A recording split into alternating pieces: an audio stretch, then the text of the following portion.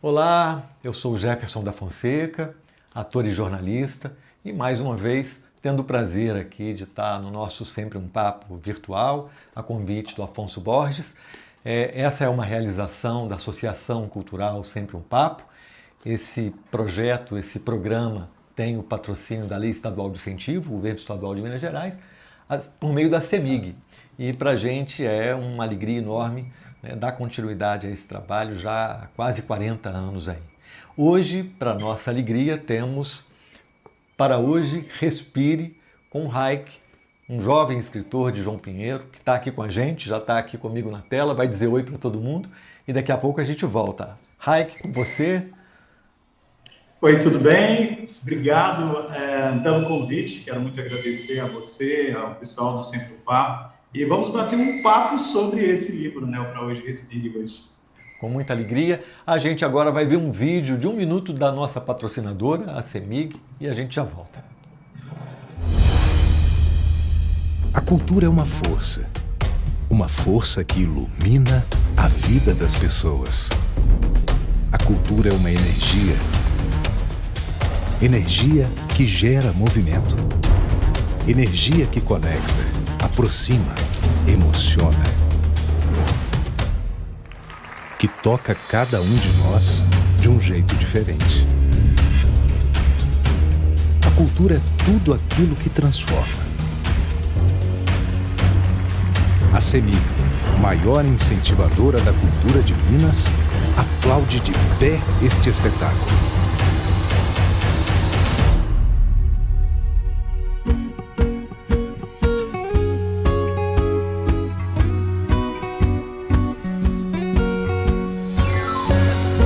CEMIG, transformando vidas com a nossa energia.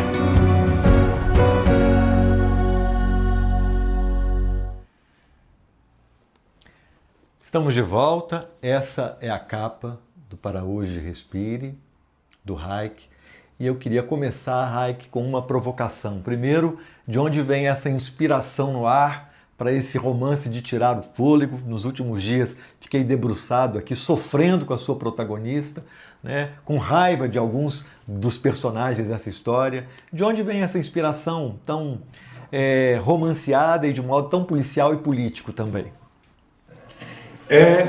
A ideia do livro, ele começou lá em 2015 ainda, né? Eu estava assistindo um programa de TV e o apresentador estava participando de um projeto que se chama Escreve Cartas, que existe em Osasco, no Poupa Tempo de Osasco, né? Onde que também se passa parte do livro, até dando spoiler.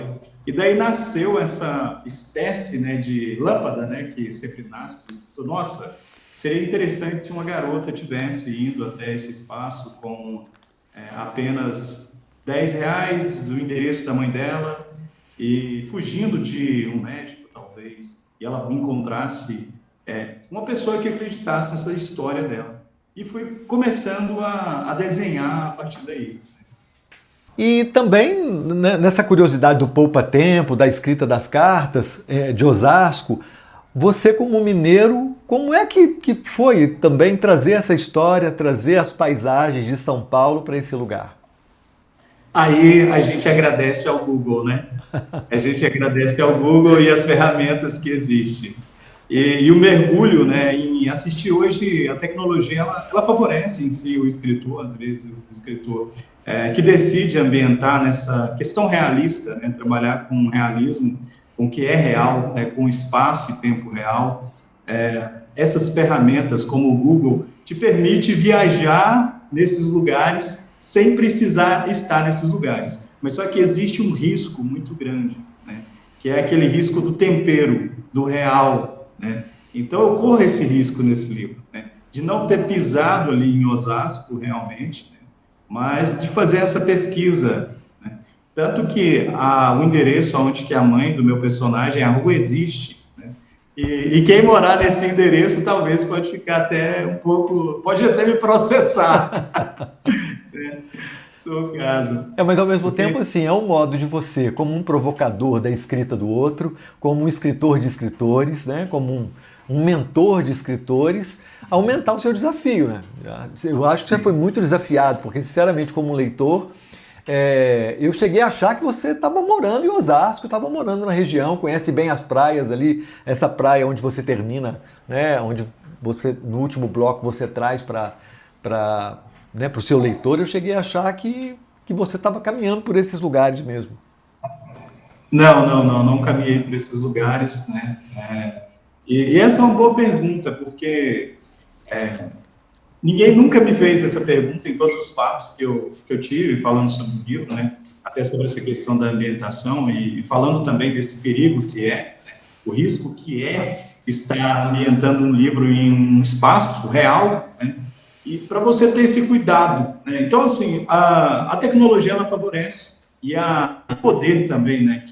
O poder a liberdade poética, né? Que te permite, né? Dizer, né? E inventar um pouquinho. Não, e a sua imaginação, claro que sem nenhum spoiler, vou tentar me organizar aqui para não trazer nenhum spoiler, a menos que você traga, porque você, como dono da história, não tem problema nenhum você trazer. Mas a Suelen é muito mineira, não é? A Suelen é uma menina muito mineira e a gente se envolve, eu particularmente, assim, convivi com algumas casas em que algumas meninas vieram do interior e numa condição assim, sabe, quase refém daquela família, porque não conheciam ninguém do lugar e por tudo isso. E você traz uma dose dura de realidade, trazendo essa protagonista até para a rua, né? Ela chega a viver, a sofrer ali, né? Esse impacto das ruas, assim. Como é que foi para você? Eu sou um jornalista e fui repórter de cidades, repórter de polícia. Então eu estou te dizendo desse lugar, assim, e também como leitor agora, trazendo um pouco dessas provocações, mas querendo também aprender com isso, assim. Você chegou a entrevistar em algum momento, ou fazer algum trabalho, ou escrever alguma coisa sobre as pessoas em situação de rua, as pessoas numa situação como a Suelen? Porque, ok, o Poupa Tempo te inspira, porque é um lugar realmente interessante. Mas a sua personagem é muito mais interessante que o lugar. De onde veio a inspiração e de onde veio essa Suelen, para além dos abusos e da questão toda de assédio, que a gente sabe que é uma questão delicada e a gente vai entrar nessa questão daqui a pouco. Mas que Suelen é essa? A Suelen mora comigo, né? A Suelen, ela está comigo há 10 anos. Né? A gente está junto há 10 anos e ela é a mãe da Aurora, né? Eu até brinquei com a Suelen hoje e falei com ela assim, pô, o Machado de Assis não imortalizou a Carolina, que foi muito importante para ele, né? E eu te imortalizei, me dê valor, por favor. Eu costumo dizer, até entrar nessa questão de falar sobre essa personagem, quando eu decidi escrever e dar o nome da personagem, da pessoa que está comigo, né? E a personalidade dessa personagem, que você conheceu e que os leitores conhecem, um spoiler, é a personalidade em si da Suelen, né? Personalidade psicológica, né? Também a parte física também um pouco. Ela lá naquele ano de 2019, né? Onde que a história se passa. Então, eu quis fazer isso, né? De colocar essa personagem, colocar o nome, né, dela e também essa característica física e psicológica, porque ela é a pessoa que me ajudou a escrever, né? Que me ajudou realmente a escrever mesmo. Porque antes de eu conhecer a Suelen, eu não sabia escrever. E depois que eu estive e estou com a Suelen, eu aprendi a escrever. Porque eu tenho dislexia, então a dislexia, ela me atrapalha muito, sabe? Mas ela me dá um poder de criatividade muito grande. Sim. Né? Então, a Suelen passou várias noites comigo, por exemplo, o meu primeiro livro, revisando esse primeiro livro. A gente discutindo essas cenas, né? A gente pensando esses personagens, sabe? Então, assim, essa personagem, ela é real, né?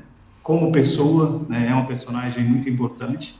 E dessa provocação das pessoas de rua em si, colocar a personagem nessa situação de rua, encontrar com alguns personagens em situação de rua, como tem uma cena muito pesada dentro né, nessa questão, é uma coisa que me incomoda. Vou dar um exemplo. Eu estive em Belo Horizonte recente e eu vi as pessoas do viaduto, né? E aquilo me incomoda, sabe? Eu fico pensando, como que ainda existe pessoas morando debaixo do viaduto, sabe? Como você pode até ter lido no livro, uma das primeiras frases que tem do diálogo entre o Maurício e o Bernardo, né? Que é um personagem muito importante também dessa história, que ele faz esse tipo de provocação para o Maurício, aonde que leva o Maurício a se tocar e falar, peraí, eu vou por pouco tempo, eu vou fazer isso pelo meu amigo, pela pessoa também que eu perdi, que acredita nisso. Então, essas provocações de você ver essas situações.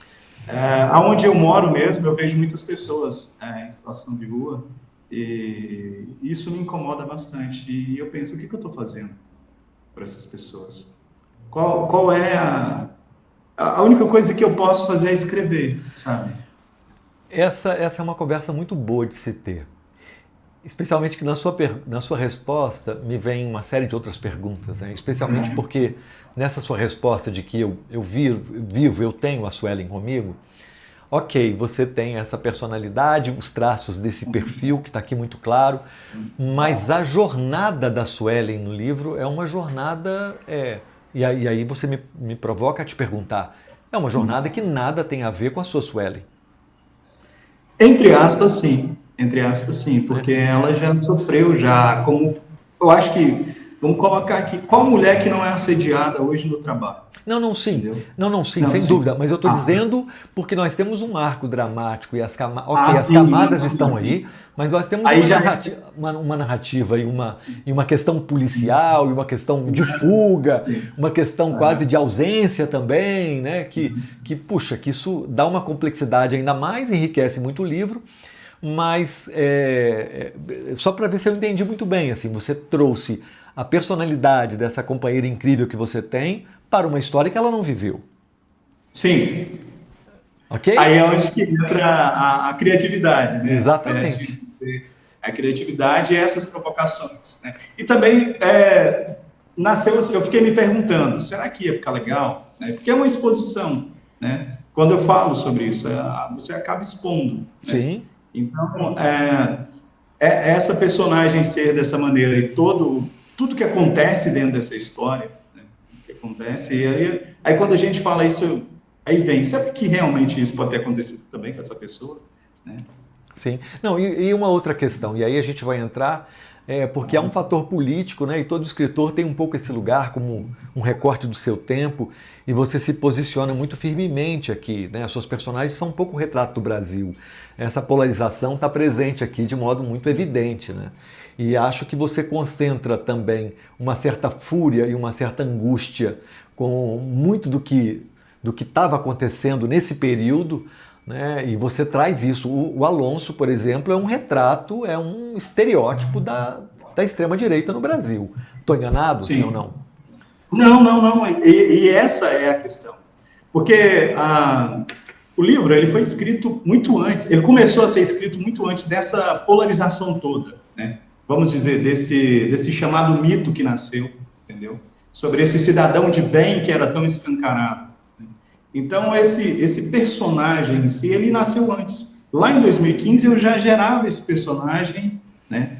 E a partir disso, ele nasceu, teve várias versões, e depois veio toda essa polarização, e eu falei, é sobre isso. E aí eu fui entender melhor sobre o que era esse livro, sobre por que esse livro, pelo que esse livro lutava e o que ele fala, né, realmente. Então, dificilmente nos meus livros eu não vou estar falando de política de alguma forma, sabe? E trazendo essas provocações, trazendo essas pequenas situações e tentando não ser também panfletário, sabe? Eu curto de ser essa coisa panfletária que, tipo, eu vou forçar o meu leitor, sabe? Não, vamos devagar, sabe? Vamos devagar. Né? Igual eu gosto de colocar o personagem para falar. Em alguns momentos o Alonso fala a visão dele e a gente enxerga também a visão do Bernardo, né? Que você mesmo disse aqui em off sobre o Bernardo, que é um personagem que, assim, sinceramente, eu amo de paixão, aquela doçura, sabe? E a sensibilidade que o Bernardo tem para com o outro. Claro que para além da Suelen, porque a Suelen é uma protagonista que nos envolve desde sempre, desde o início, né? Até porque, enfim, ela acaba sendo vítima de um emaranhado de questões que a gente não vai abrir aqui para, né, não dar spoilers demais para os nossos leitores, assim, para quem está vendo a gente. É um livro muito potente, né, e acho que todo mundo devia ler. Você fala do Bernardo, mas eu queria falar da Camila. Especialmente assim, porque claro que a Sueli como protagonista absoluta, assim, mas eu te confesso que eu fiquei com vontade de ler um spin-off, de ler um desdobramento da Camila, que é uma personagem riquíssima, que provoca a gente muito toda vez que ela está presente e que, enfim, e que também tem lá, né, os seus desdobramentos dentro do que é. Mas eu gosto do que você traz em relação a regra, em relação à lei, à ordem, né? A lei e a ordem, o que acontece aqui, com um certo envolvimento, né? Eu acho que há uma humanidade muito grande, não tem super-herói, né? É muito incrível isso, cara. O próprio Maurício, que é um sujeito, me fez lembrar um pouco onde os bravos não têm vez, onde os fortes não têm vez. A gente se envolve com o cara e você vai arrancando ele da gente aos poucos, né? Isso é muito cruel da sua parte, mas ao mesmo tempo é muito interessante. E por que você faz isso, né? Assim, por que o Maurício é esse sujeito que você vai dando e tirando ele do leitor? Essa questão eu fui entendendo ela mais no final do livro, até por isso que eu dou aquele final para o livro, sabe? Aquele final daquele livro, ele é aquilo por causa disso. Porque ia chegar um momento, na primeira versão ali do livro, que eu ia, vamos dizer assim, como as pessoas estão dizendo hoje, né? Eu ia mandar o Maurício de raça para cima, mais rápido. Né? Porque a questão, eu estava tentando voltar 100% para a Suelen, né? Mas só que a cada momento que eu escrevia, mesmo que eu segui um roteiro, eu criei todos os personagens, aquela coisa estrutural, né? Mas a história em si, ela é viva. Você não adianta você criar, eu mesmo dou oficinas de escrita, ele fala muito sobre isso, né? Não adianta você tentar, quando o personagem ele é vivo, ele vai dizer, ele vai querer falar, olha, eu tô aqui, eu sirvo para isso, e você vai me levar desse jeito. Então, teve noites que eu não dormia, porque eu ouvia o Maurício ali falando, eu quero continuar aqui, a Camila, esse é meu lugar, a Suelen, estou continuando indo, e o Bernardo, eu vou até aqui. Você sacrifica o cara, né, bicho? A verdade é que você sacrifica duramente o Bernardo, né? Sacrifica mesmo, né? E claro que dá até para entender por quê, né? Eu acho que ele representa um pouco... Enfim, é difícil conversar sem ficar falando, né? Mas... Não, bom, eu sou um autor que eu costumo dizer que eu dou spoiler. Sempre quando eu vou vender o livro em si, eu não consigo não dar spoiler. Porque o Bernardo é um fiel da balança nessa história, né? Ele traz um equilíbrio incrível nesse lugar, né? Sim. O Bernardo, ele foi criado... Eu vou te dizer uma coisa. Eu nunca fui atendido por um médico negro e gay. Essa é a questão, entendeu? Eu nunca fui atendido. Nunca fui atendido mesmo. E eu tinha um amigo que ele era a gente tinha uma amizade muito grande, e ele era gay, e ele me falava do relacionamento dele, né? E era muito normal para mim. Sempre foi normal, continua sendo normal, né? E eu falei assim, meu Deus, eu não tenho personagens que estão assim, dando voz para esse meu amigo. E eu criei o Bernardo, e veio essa questão também desse médico. E vem essa questão também do racismo no Brasil, entendeu? Então, se você pegar... Você já foi atendido por um médico que seria negro, sabe? E aí entra a questão de um outro amigo meu que fez economia em São João del Rei, e a gente falou sobre as cotas, falou sobre a importância do Bolsa Família e tudo mais, né, sobre os programas sociais. E esse meu amigo formado em economia, ele que teria que ser um cara que estaria do lado dos bancos e as grandes empresas, e vem me dar uma aula de humanidade, né? Aí eu falo, cara, é isso, esse personagem precisa ser assim. Ele precisa ter essa voz. Pode ser uma voz que, vamos dizer assim, ele não é o personagem principal da história. Não é, mas ele tem uma importância muito grande ali dentro dessa história. Sim. Sabe? Para mim, eu vejo isso, sabe? Essa importância, sabe, de dizer, eu estou aqui, eu digo, eu falo, e quando eu falo, eu causo um buraco, né, de quem está recebendo essa minha mensagem. E tem uma questão também da própria família, né? A Dona Elvira. A Dona Elvira é uma personagem que, quando a Manu, né? A Elvira é uma personagem ali que acolhe a Manu, que entende as agruras, né, do filho, mas ao mesmo tempo também tem questões, né, porque ela tem. Quando a Suelen chega nessa família, parece que a família consegue enxergar, né, o próprio núcleo de um modo que não enxergava antes, né? Parece que a Suelen vem, de algum modo, organizar essa família também, até porque entende-se claramente por tudo a Manu tão revoltosa, ou tão... Enfim, ela tem razões para isso, né?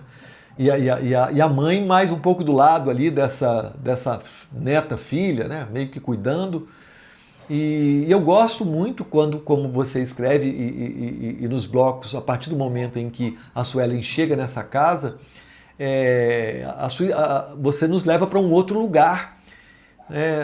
Enfim, não sei se eu me faço entender com você, porque eu também estou viajando, e eu quero te dizer que eu li o seu livro do início ao fim, vendo as cenas, né? Os personagens têm rosto para mim, os personagens têm, acho que,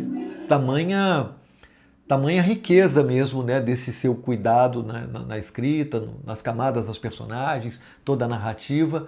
E esse núcleo, a gente está falando de famílias esfaceladas, a própria Suelen vem desse lugar, né? O Bernardo não está muito claro, mas em princípio também não tem uma família totalmente estruturada, né? Ele é o herói dele mesmo, não é isso? Isso mesmo. Essa questão da família, depois de escrever o Proud and Spirit, virou um dos temas muito recorrentes nos meus livros. Essas famílias desestruturadas, essas famílias que estão aí, né? São famílias, né? Às vezes o personagem, o Bernardo, eu não falo da família do Bernardo, né? A Suelen, você encontra ali resquícios da família, levou um trauma com o pai e a irmã que morre, sabe? Então você encontra essas nuances, né? E mostra os lados dessas famílias. E você encontra a família do Bernardo, do Maurício, essa família também toda estruturada, um marido que perdeu sua esposa, uma filha adolescente que mora com a mãe, por razões que ela tem, sabe? E então e aí vem também a questão do pai do próprio Maurício, né? Do pai do próprio Maurício. Então esses dois personagens até levam essas culpas também, eles carregam essas culpas desses outros que se foram. Não, sim, e aí você me traz Alonso e Janaína numa casa que tinha tudo para as coisas fluírem lindamente, e o caos ainda, a adversidade ainda é maior do que com todas as outras personagens, não é? Isso a hipocrisia, sim, e é quase a hipocrisia dessa tradicional família conservadora. Sim. Ali a gente vê um retrato dessa família tradicional, conservadora, né? Eu decidi não colocar um filho, né? Eles perderam, na verdade. Sim. Vou até dar um spoiler. No meu outro livro, Folhas em Branco, no final do livro, a Janaína e o Alonso, eles aparecem lá, a Janaína está grávida. Você está fazendo os personagens atravessarem assim aí. Sim. Eu chamo de universo haikiano. Sim. Né? Então, eu gosto de fazer isso. Então, essa personagem, ela aparece, você vê ela ali grávida, por um pequeno momento, sabe? E quando você lê o Pra Hoje Respire, né? Depois de ter encontrado esse personagem e essa personagem, lá no Folhas em Branco, até sendo gentis e sendo amáveis e sendo carinhosos com os outros personagens, porque acontece uma tragédia com eles, né, muito grande. E o Alonso médico, mesmo nessa... Sim, médico, ele que ajuda as pessoas ainda, entendeu? Então, mas ele, hora nenhuma, no Folhas em Branco, ele tem essa personalidade daqui. Não, ele não é esse, eu não mostro esse sujeito. Ali mostramos essa família margarina, com um bebê chegando, sabe? Essa coisa que você desconhece. E quando você vai ler o Para Hoje Respira, aí você abre realmente que essa família margarina, ela não existe. Sim, Sabe? sim. E outra questão, assim, que acho que deve ter sido muito difícil para você. Eu acabei de fazer uma série em que inspirada numa história real, em que uma moça não conseguia sair de um casamento, né, de uma relação abusiva e de essa questão da violência doméstica. Ela apanhava do marido, é real, e ela ficou 7 anos casada, apanhando e tudo, até que por fim o marido foi preso e aí ela conseguiu se libertar dessa história. O marido foi preso e morreu na prisão, e aí ela só se libertou assim. E a gente vê um pouco isso, né? No livro, a Janaína tem pelo menos 3 oportunidades muito claras, ou de denunciar, ou de ficar livre, né? Absolutamente livre dessa história, e ela não faz. Né? Deve ter sido difícil como criadora, se você ter a oportunidade de salvar uma personagem, mas não conseguir fazer isso porque a realidade não permite. Como é que é para você, como escritor, ter o poder e não fazer porque a realidade não permite? É uma questão muito difícil, sabe? É uma questão muito difícil, até porque chega uma cena que eu fui obrigado a criar essa cena para mostrar esse extremo do psicológico da Janaína como estava, né? Aquela cena do banheiro, né? Depois que ela sai da delegacia, Sim. a porta da delegacia, na verdade, né? Sim. E ela sai de lá sendo obrigada, né? Então, quando ela chega em casa, ela faz o que faz com ela mesma. Ela tenta um suicídio, né? Então, essa personagem, eu fui obrigado a fazer isso, sabe? Para mostrar essa questão dessa violência, sabe? E por que essa mulher também se comporta assim? Por que ela se comportava assim com a Sueli? Eu queria também mostrar para o leitor que essa personagem ela era humana, que o mal que ela fazia para a outra era o mal que ela recebia. E que ao mesmo tempo reproduzia o mal que ela fazia a si mesma, né? Porque Sim. era quase um auto-extermínio, assim, né? Diário, a convivência com esse Alonso, né? Sim. Mas aí vem a carga de culpas também, né? Porque ela perde um bebê, o seu próprio bebê, e como médica, que ela era médica também, pediatra, ela perde um bebê de uma paciente, né? Enquanto ela faria o parto dessa criança. Né? Sim, sim. Então, ali é um acúmulo também de culpa, então acaba que ela acaba se destruindo. Eu sou isso. Né? Sim. Então, eu mereço o que está acontecendo. Uma outra opção também, queria que você falasse um pouco sobre isso, talvez isso tenha a ver com a sua metodologia, o seu modo até de ensinar também esses lugares, né? Porque, de fato, assim, se você nos tira o fôlego com as viradas e com os acontecimentos das personagens, você nos permite respirar dividindo, fracionando bastante a história. Né? A gente está falando em mais de 70, 74, talvez blocos, né? Uma história de 330 páginas. E eu digo isso porque você parece que é muito proposital mesmo, assim. Em muitos lugares, assim, você consegue fazer a gente respirar sem o seu protagonista estar conseguindo respirar. Então, tecnicamente, isso foi de caso pensado? Isso foi ali... Sim, isso é de caso pensado. Sim. Você abrir o roteiro, né, desse livro e entender para onde que isso vai. Né? Você pode ver que os capítulos são curtos. Né? Os capítulos eles são curtos, eles são pensados dessa forma. Eu defini atualmente para uma boa escrita, onde você vai levar o leitor em uma linha, no máximo escrever capítulos de Word, por exemplo, entre 2 páginas a 3 páginas de Word. Esse é uma regra. Quando se passa disso, tem uma razão muito grande, sabe? Porque se você pegar o roteiro de um longa, né, no caso, a gente entrar no longa, cada cena vale-se 1 minuto, né, dentro do roteiro. Né? Então, o roteirista ele tem que ter esse cuidado. Né? E por que não no livro, e nesse momento que a gente vive, de tanta informação, de tanta coisa acontecendo, você vai pegar um livro e se esse livro não te prender, se esse livro ele não te levar, sabe? não adianta. A pessoa joga o livro de lado. E a gente está falando em um país onde que eu queria tanto que as pessoas lessem de verdade, que nos botequins as pessoas falassem de literatura, falassem, nossa, acabei de assistir uma peça do Jefferson, um filme que o Jefferson fez, acabei de ler um livro do Hayek, sabe? Então, assim, falasse de arte com naturalidade, sabe, nos botequins. A gente não vê isso. Então, a gente como artista também, a gente tem que ter esse cuidado. Eu faço arte, mas eu não posso fazer uma arte onde que eu não penso assim, como que eu vou levar essa pessoa até o final? Eu preciso levar, eu quero, como eu te falei, eu não quero ser panfletário, eu quero falar de política, eu quero discutir situações, mas eu quero também ser entretenimento também, sabe? Sim. Porque uma boa história, ela precisa entreter, ela precisa te sugar e te levar até um final e você falar, esse escritor é um abençoado, para não dizer outras palavras. Eu acho esse ativismo muito inteligente, porque eu acho que ele não esfrega nada na cara de ninguém, ele respeita o diferente, né?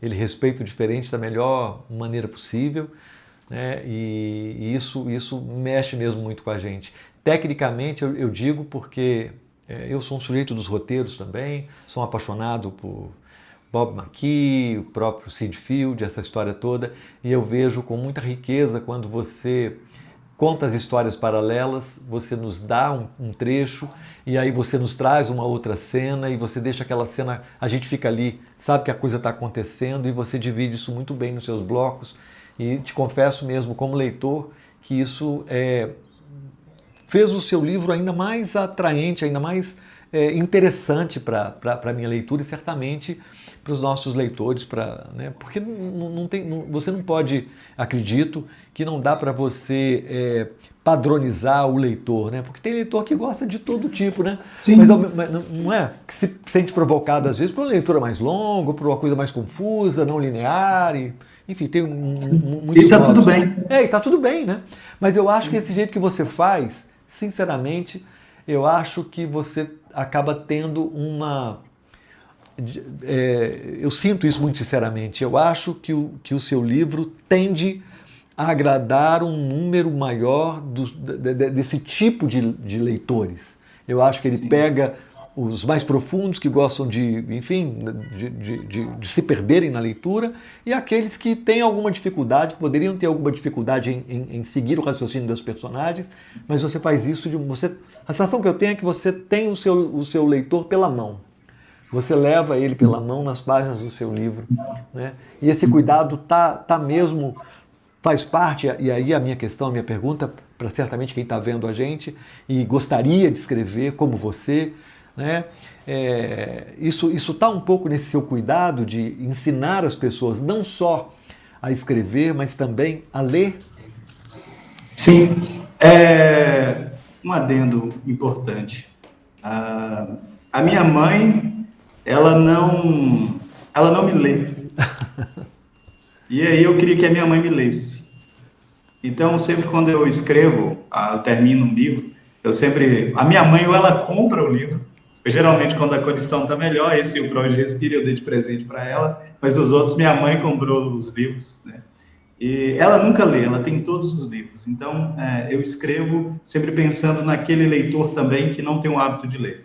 Bem, isso é importante. E eu também quero chegar nesse leitor mais profundo também. Mas eu gosto dessa escrita que ela seja simples, mas ao mesmo tempo sofisticada, sabe? Que eu quero ser entendido, sabe? Eu pessoalmente quero ser entendido. Eu não quero escrever coisas onde que as pessoas elas não me entendam. E quando o leitor ele lê, ele entende assim, igual a gente está tendo essa conversa que está sendo maravilhosa. Nossa, tem uma profundidade ali, sabe?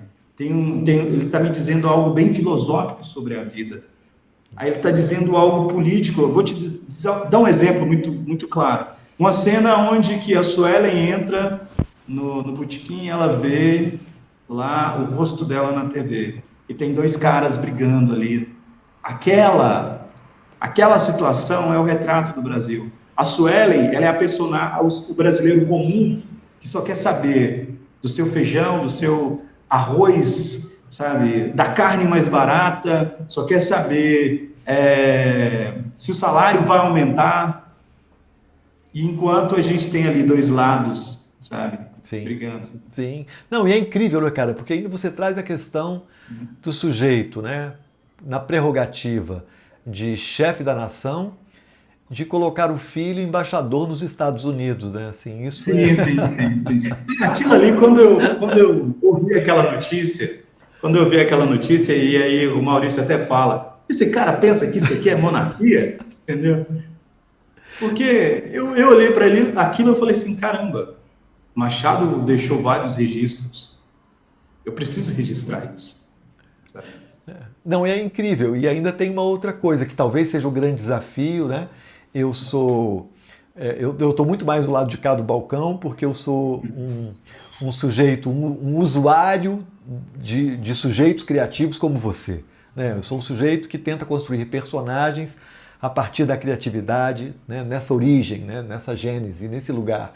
E aí é muito diferente, assim, porque quando eu recebo esse roteiro, tenho o privilégio aqui de fazer um desses personagens, seja o Alonso, seja o Maurício.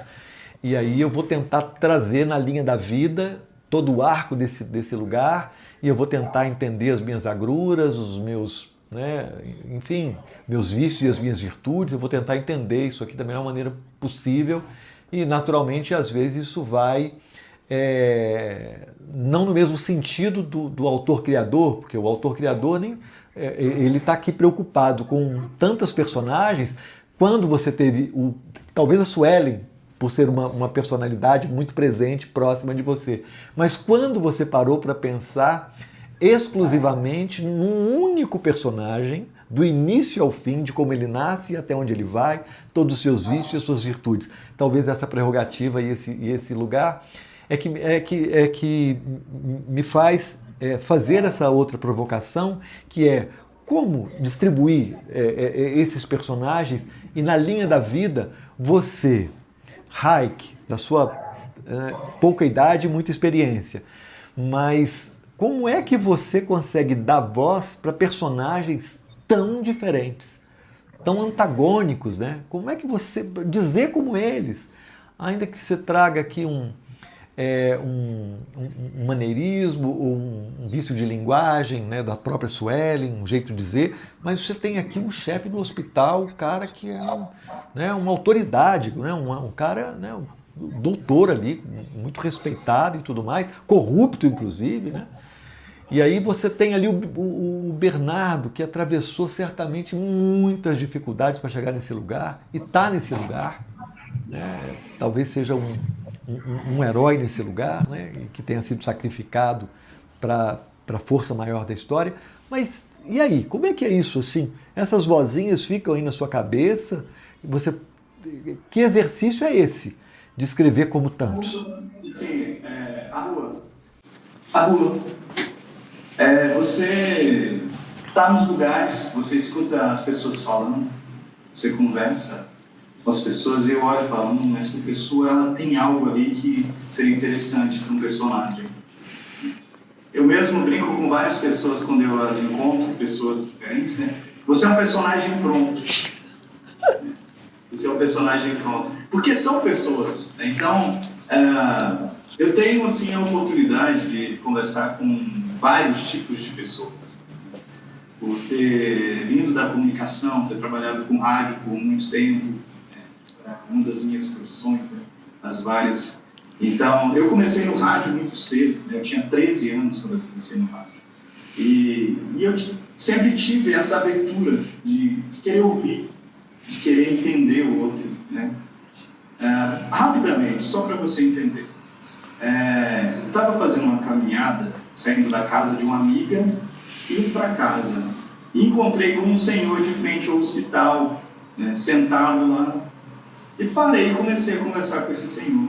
Ele começou a me contar a história dele. E estávamos ali como se fossem dois amigos de muitos anos. Ele me falou que ele veio do Nordeste, num caminhão de pau de arara. E aí ele falou assim, eu não sei ler. E para mim, meu amigo, que foi a pior coisa que eu ouvi no dia. Eu falei assim, como é que você fala isso para um escritor que ama as palavras e você não conhece esse poder que essas palavras têm? Então é a partir daí que os personagens nascem, sabe? É você sentar na esquina, seja com uma pessoa mais simples, você em algum local mais chique, né? e conversar com alguém que tem um conhecimento intelectual, acadêmico, né, e pegar a partir disso, absorver do real.